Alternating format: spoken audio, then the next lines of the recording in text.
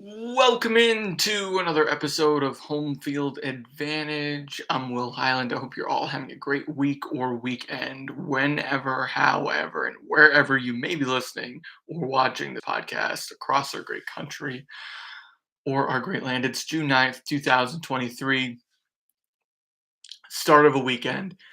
It's a Friday. Even if you're listening on Monday or Tuesday, Wednesday, anytime next week, I think this sports information that we'll be talking about today will still be pertinent at that point because this week has been so dramatic in the world of sports. We have the LIV Golf PGA merger. We have the situation going on um, with Lionel Messi or Leo Messi, however you want to call it, coming to the MLS. We have some shots being fired in Major League Baseball that I want to talk about. We have Ellie De La Cruz making his Major League debut with the Reds, which has been dynamic. So there's so many things going on in all sports, let alone the fact that the Stanley Cup playoffs and NBA finals are still happening and in their finals as well. So it's been a loaded it's been a loaded week in sports news. I know I feel like I say that every week, but this week it is one of those weeks where it's just headline after headline after headline throughout the week. The Champions League final tomorrow between Inter Milan and Manchester City. That's one of the biggest global events. There's just a lot, and we're not going to have time to talk about it all. So that's why I'm going to pick a few topics, head into the weekend, um, that are on my mind, and we'll see where it goes from there. First thing I want to talk about is Messi going to Miami. This will actually tie in nicely with my thoughts on the LIV Golf PGA merger, but I'll get to that in a second. So, obviously, if you're a frequent listener of this program, you know that in the past, we've had shows where we talk about the greatest athletes of all time. And it was Cam Chiesa in December, the day that Messi won his World Cup with Argentina, that he was declared by Cam to be the greatest soccer player of all time. I agree. I think he is the greatest soccer player of all time. Even though I picked Diego Maradona, his fellow countryman from Argentina, it's really hard to argue that it's not Messi. And I know Michael Bullen, if he's listening, he's a big Ronaldo guy. He might have something to say about that. But at the end of the day, the only reason I didn't pick Messi was because Cam had already picked him. And I just think what he's done for the sport nationally and how he's beloved is pretty much second to no athlete in the world in the last 15 years. I really don't think there's another. Ronaldo probably um, is the only other one you can even put in that stratosphere in terms of a global sports celebrity. We haven't really had them in the last 15 years. A lot of the people that we might look to as Americans, they don't have the global reach that we think they do, which is why this messy news of him coming to the United States to play soccer is such a big deal because this was really his last frontier, right? Like this was his last sort of mountaintop was being popular in the United States. Not necessarily that he needed to achieve it. He didn't need to achieve it. He had achieved everything he had needed to in the world of soccer already.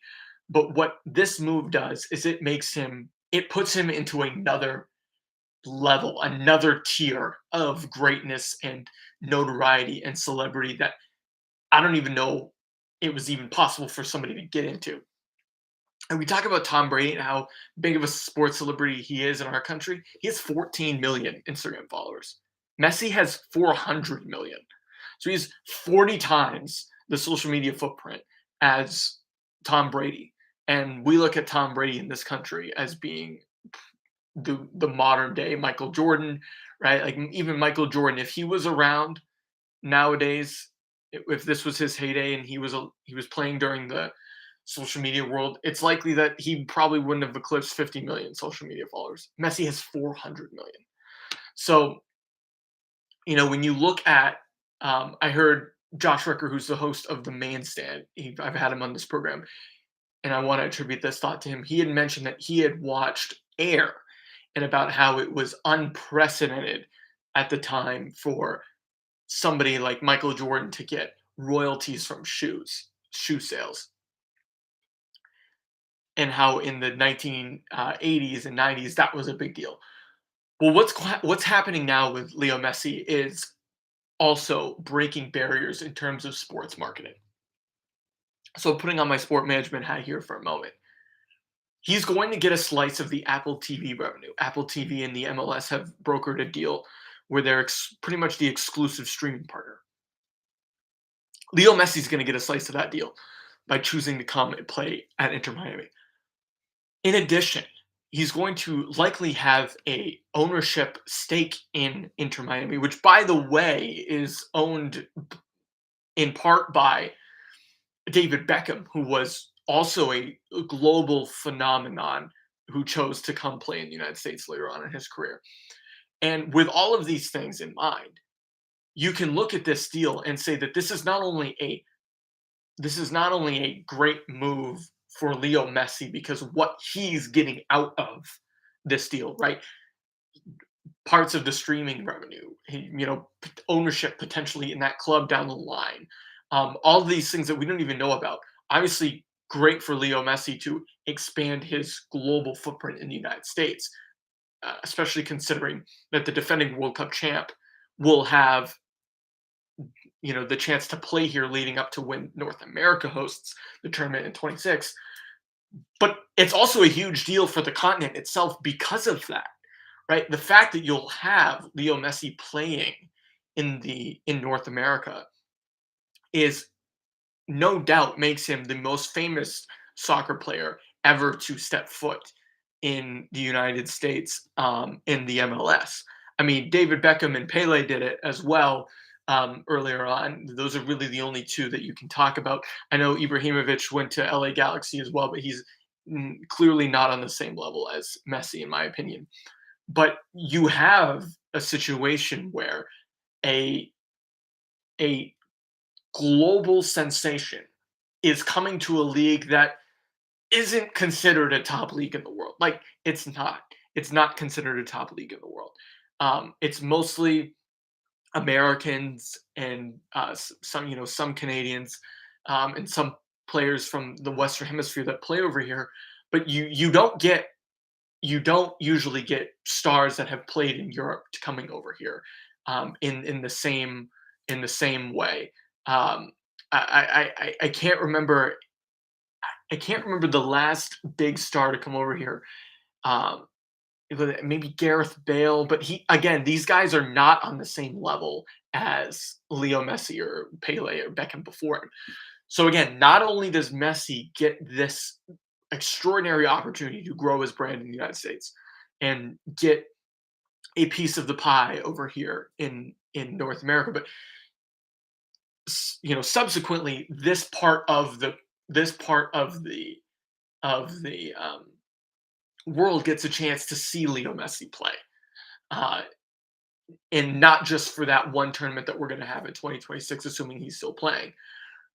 You'll have the ability for him to go all over the continent if he plays consistently for Miami, which I'm sure he will.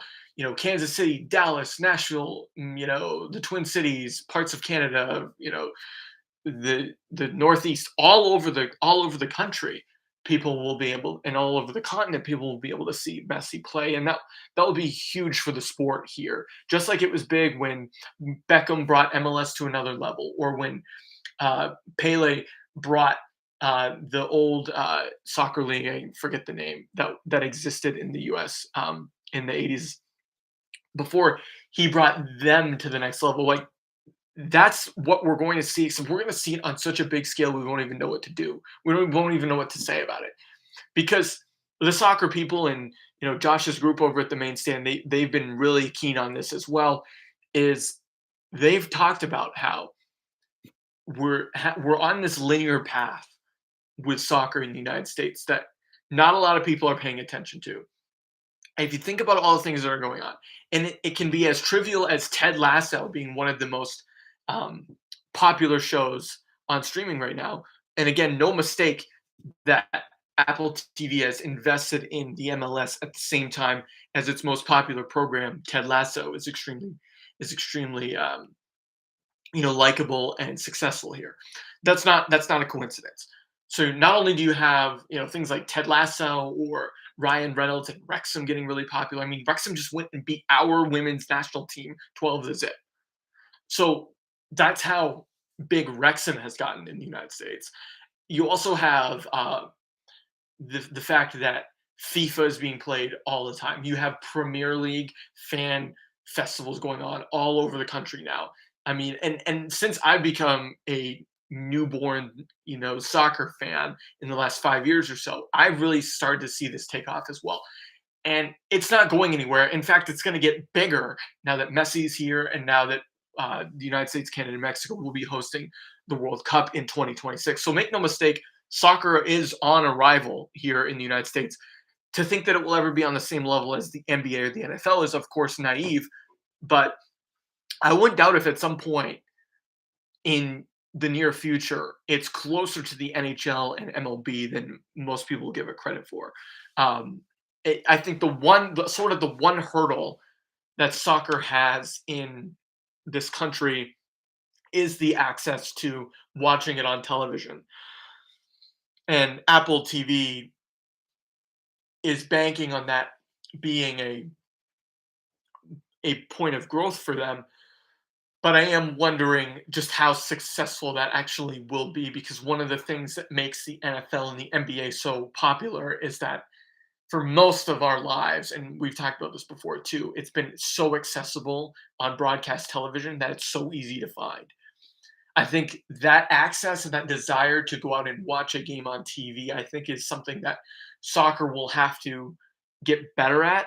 Um, because there will be people that will line up for days to watch Messi play in person, but will the MLS get more eyes on the screens as a result? And I think yes, but it's going to be a bigger pull than perhaps what they're looking for. But again, make no mistake about it. This is a huge, huge moment for American sports. We can now say unequivocally that we have the best athletes in the world playing in our leagues. Uh, no one guy, is he big enough to change what people look at the MLS for? Probably not. But when you stack it on top of what we've seen, right? Ibrahimovic come and Gareth Bale and Leo Messi, like, could someday the MLS be a destination? Look, people want to move to Florida. Florida's a great place to live. All right, Messi's going to love it there, right? Great state, a great tax state, right? The United States is still a place that people want to live. And I think we can't undersell that. So, are we going to be on this ever the same level as the Premier League? No. Are we ever going to be on the same level as even the French league or the German league? No. But I think what we will see in the MLS is it could become a destination, right? I think Messi's coming here because Beckham came here first. I think Beckham came here because Pele did it before him. So that's something to keep an eye on as we go forward. All right. I just think it's going to be huge. I think it's just going to be a huge development for soccer in the United States. All right. Now, what makes this even more interesting is that Leo Messi came out and basically admitted that he could have gotten more money by going and playing in Arabia. Um, and that comes, pretty much the same day that we learn about the LIV Golf situation. Now, I went back on Thursday and I listened to what Cam, Diesel, and myself said about LIV Golf a year ago, because I want to make sure that I have integrity when it comes to my sports opinions. I don't want to be a guy that has one take in 2023 that's different than the take he had in 2020 or 2021, or even 2022. I don't want to be that guy, because that's not fair to you as the listeners.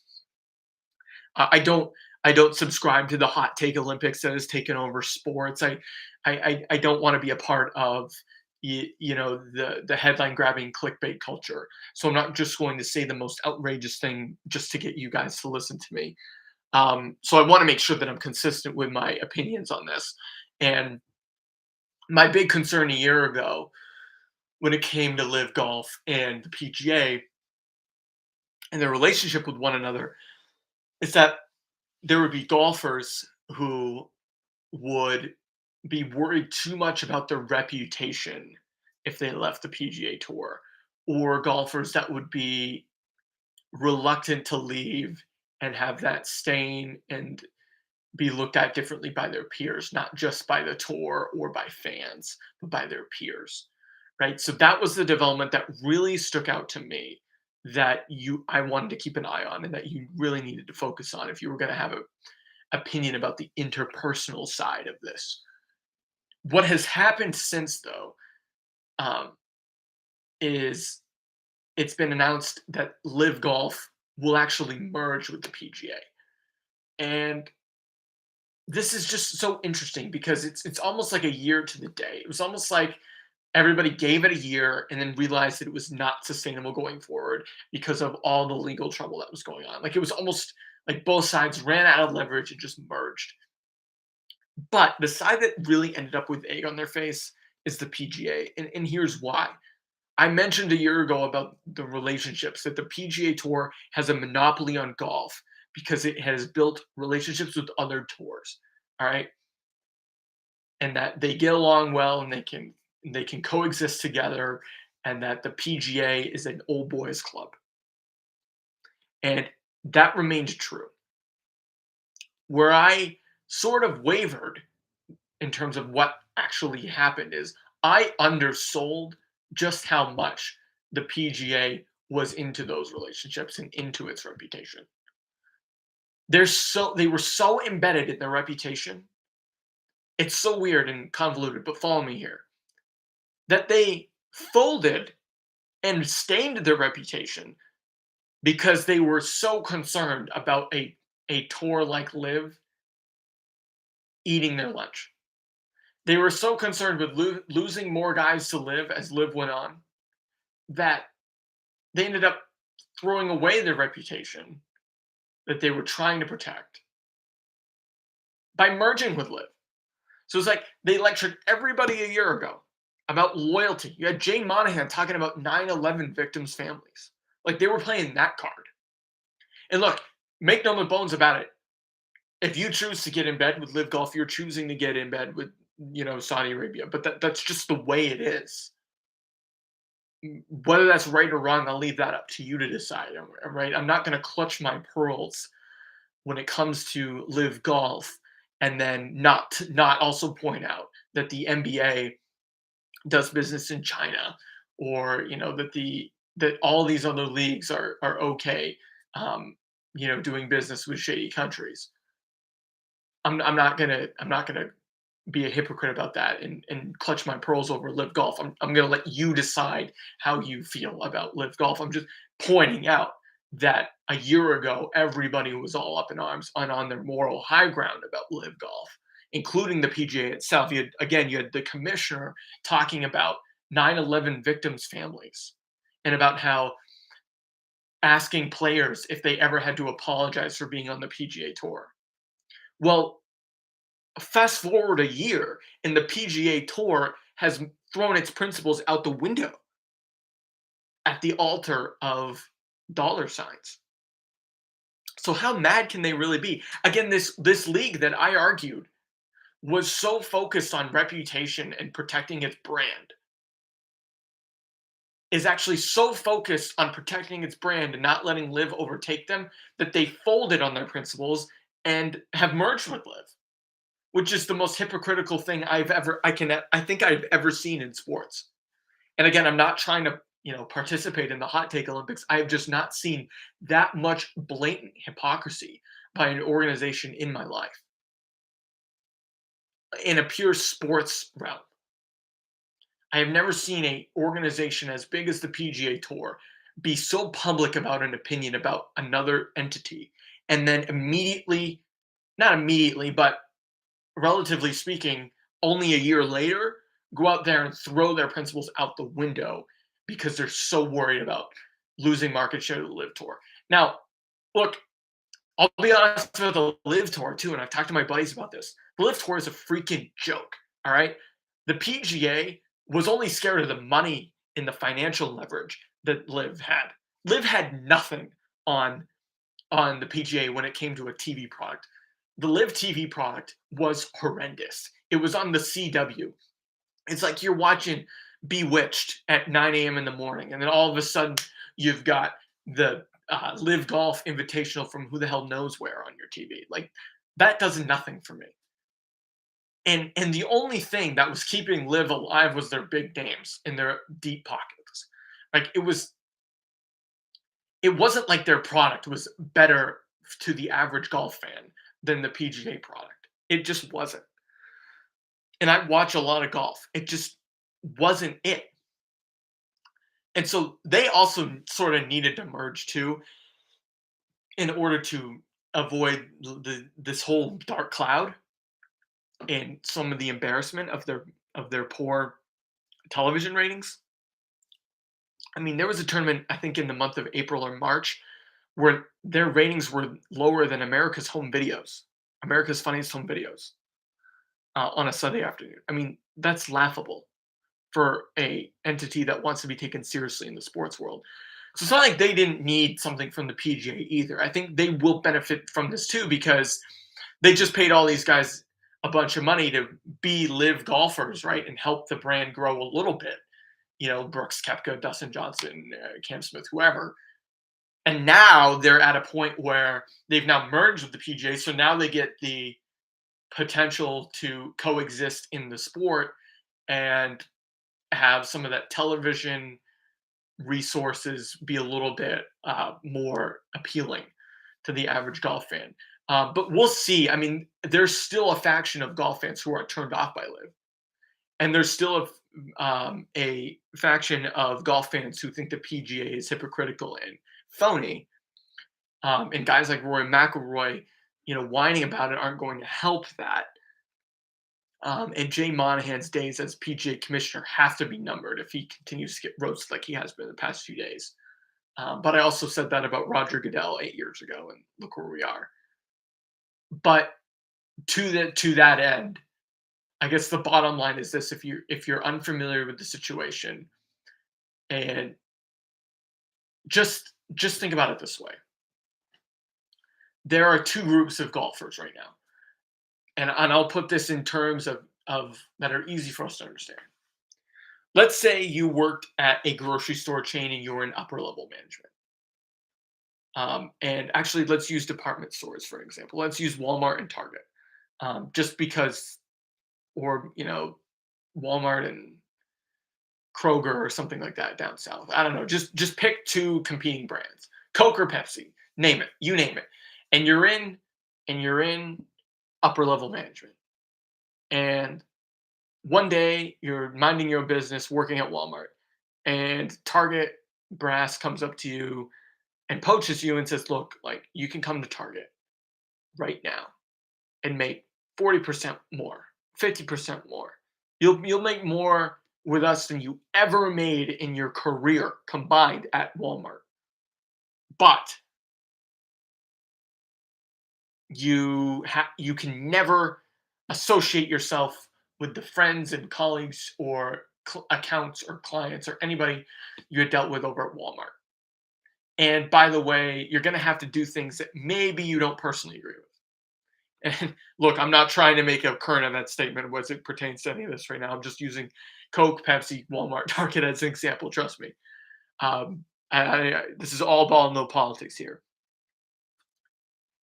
Would the average person go do that? Yes, 100%.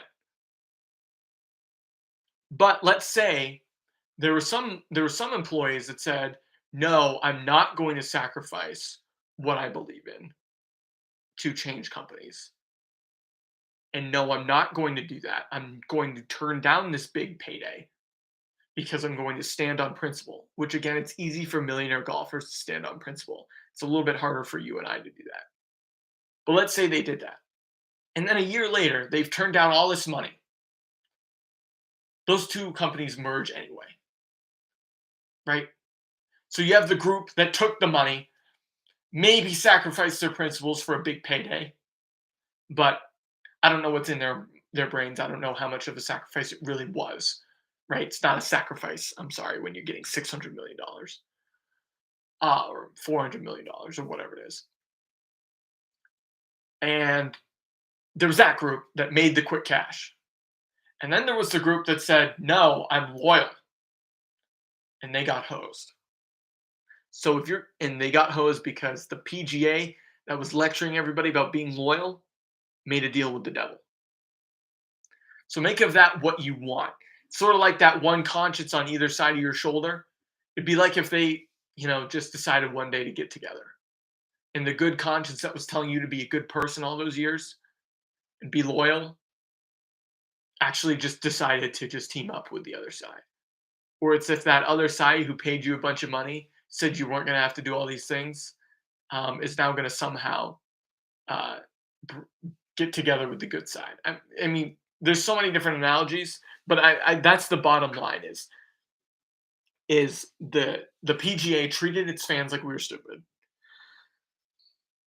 and everybody who freaked out about it is now going to have to figure out how much the principles actually matter to them.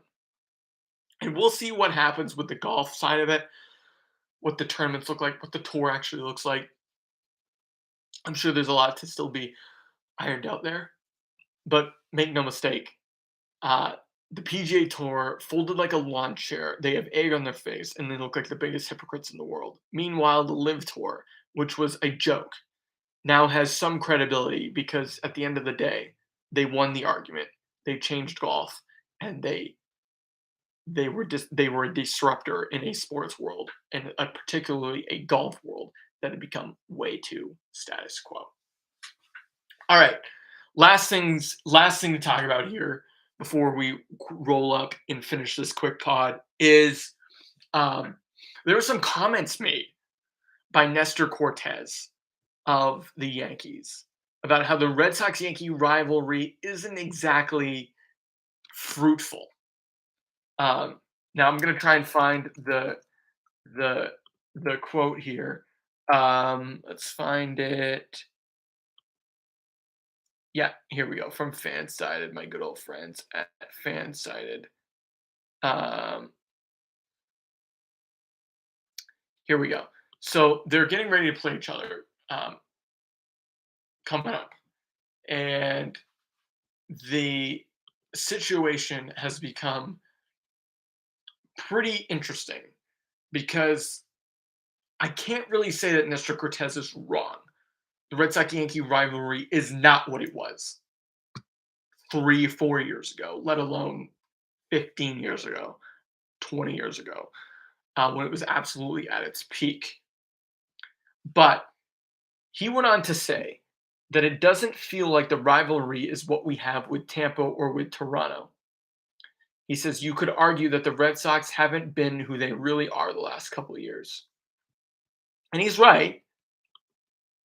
But at the same time, uh, it's a little bit of a stupid thing to say if you're Nestor Cortez, because what does that do?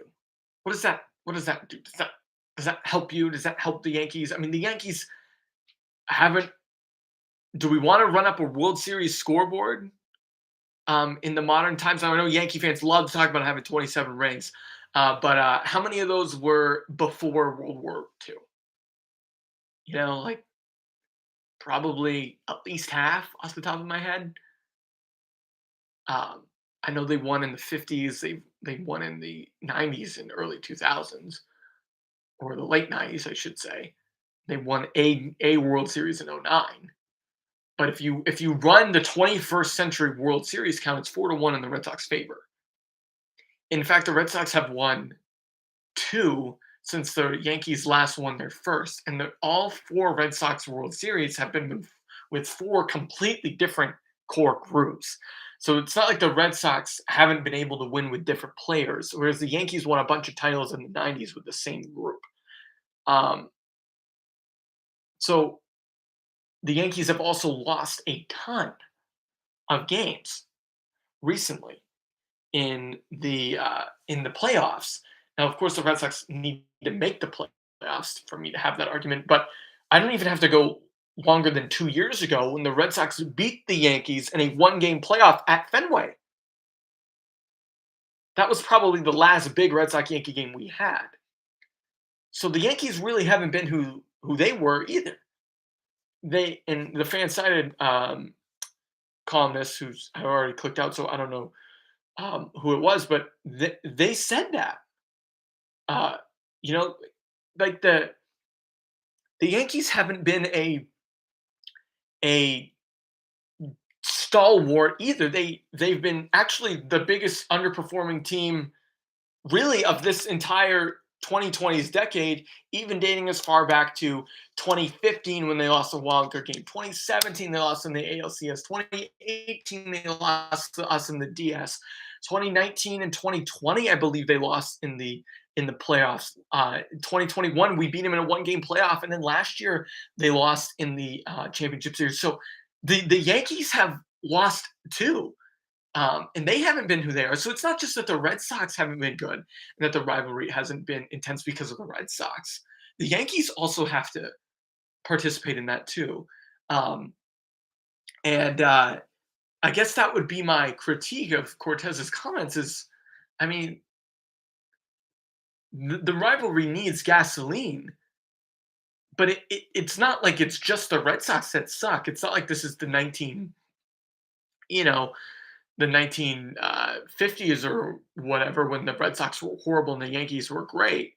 Um, and it's not like it was the early 2000s though at the same time where the Red Sox and Yankees were beating each other up every year, literally. So I just thought that was interesting. It's like, what is he trying to accomplish here? It's not like the Yankees are world beaters right now either, and they've been dealing with a ton of injuries. Um, the Red Sox are a 500 team. The Yankees are that much better than them. So what gives? I don't know. That's my answer. All right.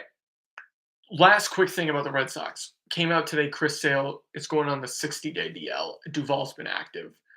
Um, this is probably part of the reason that the rivalry doesn't have a lot of juice. Is it used to be even not that long ago that your big game pitchers, Eovaldi, Price, and Sale, and you'd have Tanaka and Sabathia and Severino and all these guys. Now it's like Nestor Cortez is like the big name pitcher on the Yankees. Garrett Cole obviously is still there too, but um, like Chris Sale being hurt, that again, like that's just a tough break for the Sox. I mean, this Sox team, the pitching, Chris Sale had actually been pitching well. I know Red Sox fans were supposed to pretend that Chris Sale sucks and that he's too old and that the contract was horrible, which I'm going to get to in a second. Again, I feel like I have to talk about this a lot. I know that's what Red Sox fans are supposed to do. But Chris Sale had been pitching pretty well before he got hurt. And, it's clear that his MLB career is never going to be the same.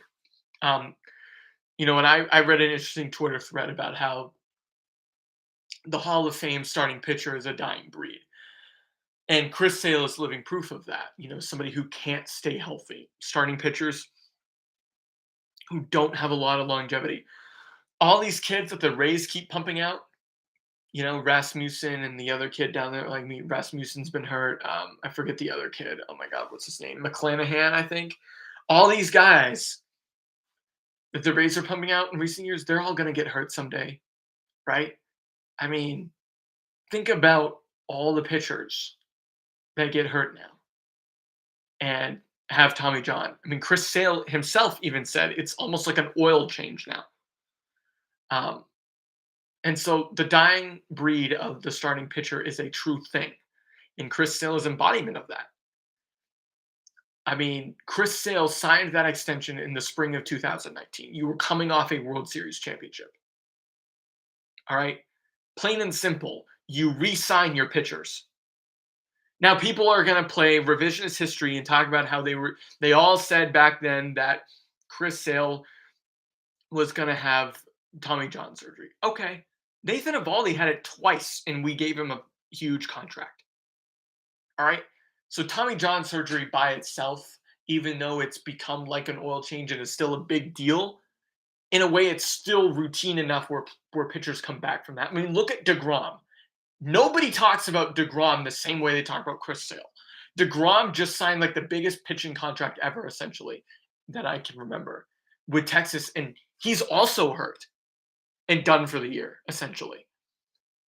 Um, Not essentially, he is done for the year. Do we talk about DeGrom the same way we talk about Chris Sale? Like, why do we have to pick on Chris Sale? Like, is it because the injuries are so weird, like getting in a bike accident or getting hit with his pinky at Yankee Stadium? By the way, speaking of the rivalry last year, I mean that's what I just don't understand.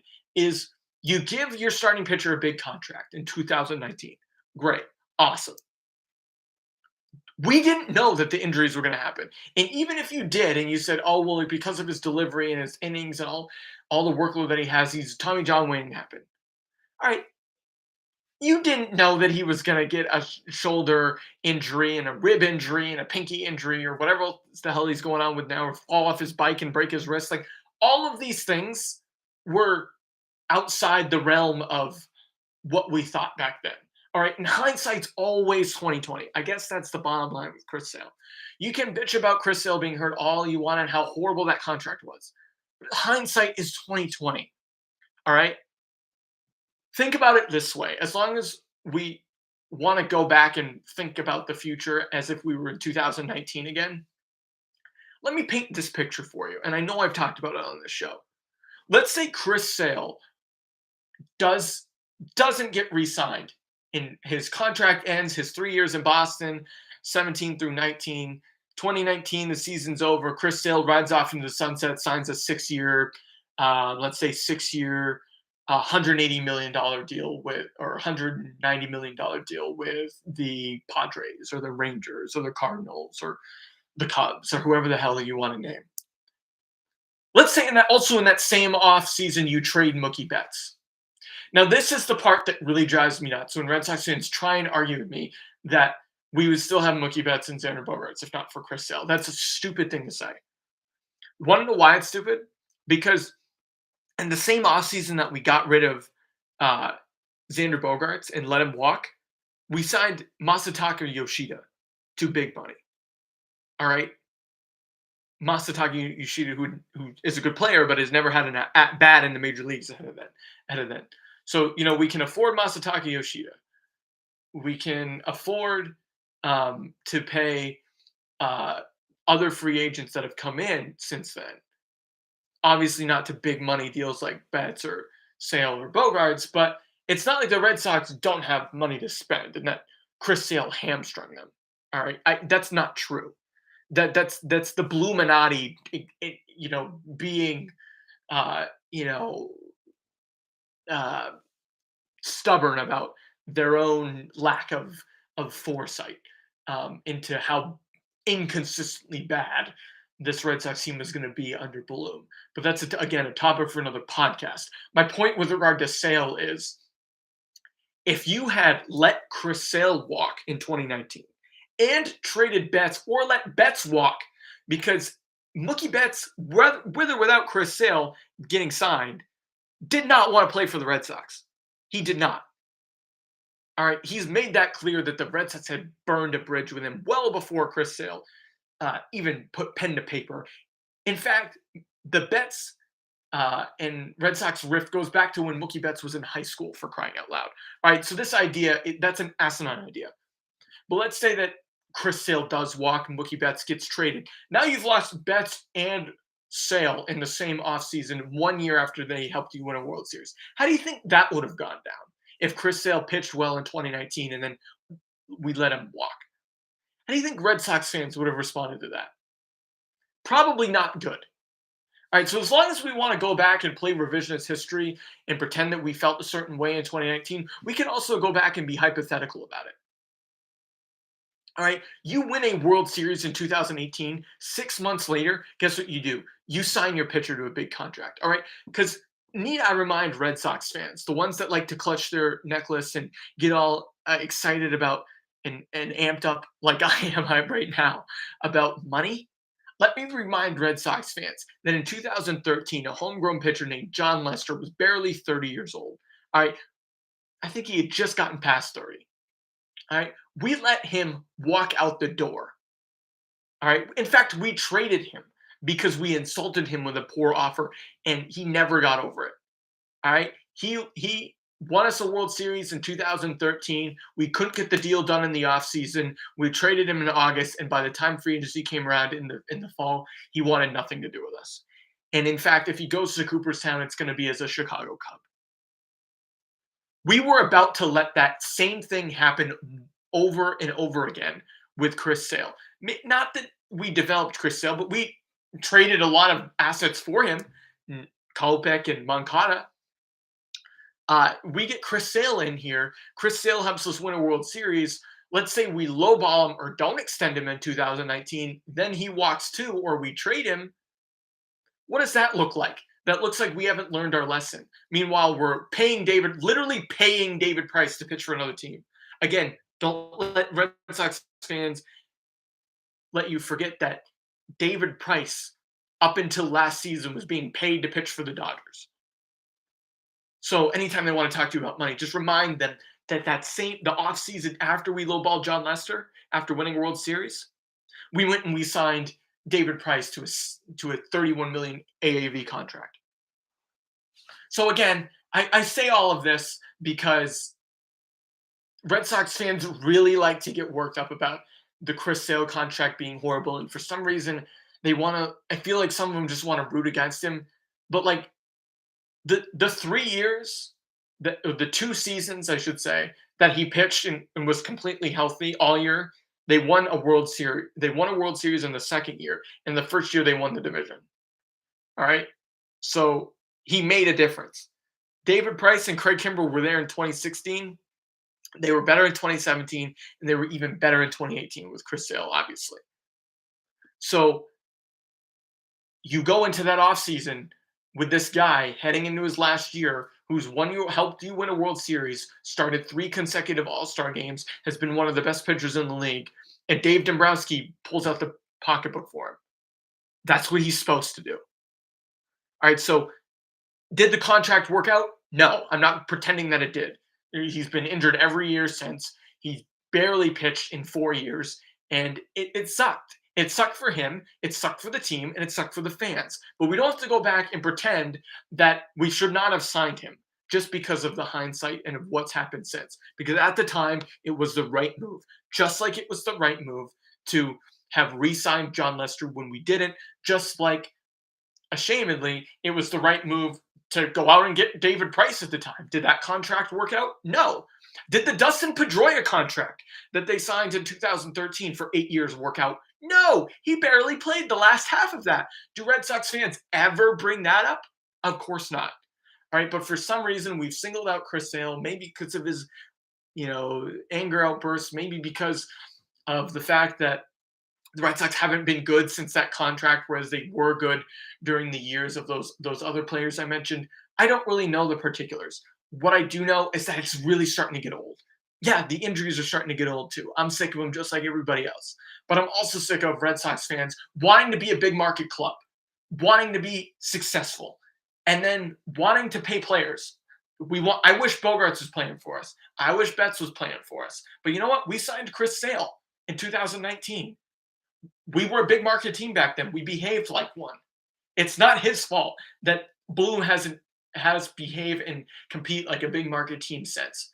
I think that's really the thing. If the Red Sox were winning, right, and Chris Sale was hurt, funny that during the 2021 season, you didn't hear a lot about Chris Sale's injuries. But since then, when they haven't really been good, you've heard a lot about it. That's truly the crux. He's become sort of a punching bag for our frustrations with the way the rest of the roster has been constructed and the failures of the front office to put together a competitive team. So rather than really complain about that, and we've chosen Chris Sale as a scapegoat. And I just think it's unfair for a guy that's tried so hard to get back at the game and has competed his ass off when he does pitch. I never have to worry about him going out there not showing effort. Never. You know how many athletes in Boston we complain about not showing effort and not wanting to get back on the field. Think about Kyrie Irving or any of the or how mad people were at Mac Jones for not being more competitive last season, or anything that we've talked about with the Celtics recently and about their compete level, or the Bruins choking. Like, I've never once had to worry about Chris Sale wanting to be on the field. Now, has he been on the field? Not a lot. But for an athlete in this town, excuse me, I've never had to worry about Chris Sale wanting to pitch and showing up and competing. I cannot say that for a lot of players on the Red Sox roster the last 3 or 4 seasons, especially when they've been fielding a 4A lineup. And I can't say that about a lot of other athletes in Boston either. So I think Red Sox fans are going to look back at Chris Sale. They're going to say that you won the trade, but a lot of them are going to point to the contract. Yep, it was a bad contract in hindsight. But you know what? I would have done the same thing knowing what I knew in 2019. If it was 2019 all over again, I would do the exact same thing because that's what big market teams do. We pay our stars when we win a World Series. That's what we do. Period. End of story. We don't do the Pedro Martinez thing in 2004. Helps you win a World Series and you let him walk out the door. Again, he was at a different point in his career, but at the same time, it would have been nice if he retired a Red Sox. All right. Those are the kind of mistakes that teams learn from and don't want to make again. And unfortunately, the Red Sox it didn't pay up. It didn't pay dividends for them going forward. So his days of being an ace in the Major League Baseball are probably over. But I will look back at Chris Sale's tenure with the Red Sox and say he was an athlete that gave his ass to this team. Right? He worked his heart out, his hardest. His heart was on his sleeve. And Red Sox fans in an era where they've been inconsistent should look at Chris Sale and say, yeah, maybe he should have been on the field a lot more. Actually, he definitely should have been on the field a lot more. But he did give it his all. And even if the contract wasn't worth the dollars and cents, nobody knows that and is more disappointed in it than Sale himself. So we should all cut him a break. All right, that's going to do it for this episode of Home Field Advantage. Thanks for tuning in. Hope you all enjoyed the rest of your week or weekend. We'll be back next week with another edition of the podcast. But until then, I hope you enjoy the rest of the Stanley Cup final and the NBA finals. Maybe we'll have a new champion by the next time I record. And I hope you get a chance to go out and hopefully enjoy some good weather and some better air quality, for crying out loud, in the meantime. So go do all of that. And also please subscribe, share, and like this podcast wherever you listen to podcasts. Drop us below and subscribe if you're watching on YouTube. But have a great week. In the meantime, you've been listening to another episode of Home Field Advantage.